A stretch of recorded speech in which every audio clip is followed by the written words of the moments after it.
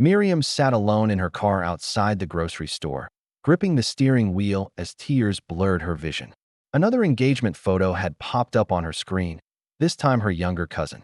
29 years old, faithful, prayerful, consistent, and still single. She shut off the phone and leaned her head back. "Lord," she whispered, "what am I missing?" Miriam had done everything right. She served in the media unit at church, fasted regularly, avoided toxic relationships, and prayed for her future husband every night before sleep. Yet year after year, the waiting stretched on, heavy and unanswered. When she was younger, she imagined marriage would come easily. She pictured Sunday afternoons cooking for her husband, laughter filling a home that felt safe and chosen. But now, weddings felt like reminders of what she didn't have. Her mother tried to comfort her. "Your time will come," she'd say gently. But Miriam was tired of hearing that. One evening after Bible study, she lingered in the empty sanctuary. The lights were dim, the room quiet. She sank into a chair and finally let the anger spill out. "I don't understand you, God," she said aloud. "I see people who don't even take you seriously getting married. What about me? Am I invisible?" There was no thunder, no voice, just silence. And for the first time, Miriam decided to stop waiting on God's answer and start chasing her own. She became intentional, too intentional. Dating apps, introductions from friends, conversations she forced even when peace wasn't there. One man, Aaron, impressed her with his money but dismissed her faith. Another, Samuel, loved church titles but lacked humility. Still, Miriam stayed longer than she should have, afraid to let go again. Her closest friend, Naomi, noticed the shift. "You don't look happy," Naomi said one afternoon. "I'm just tired of being alone," Miriam replied. "I don't want to miss my chance." That Sunday, the sermon felt uncomfortably personal.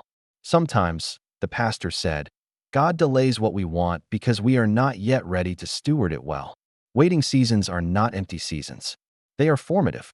Miriam felt exposed, convicted, seen.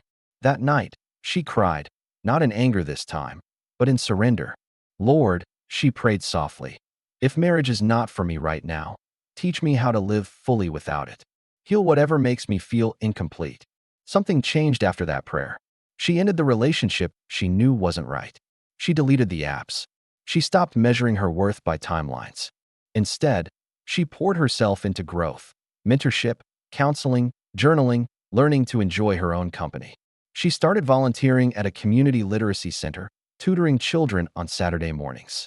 It was there she met Caleb.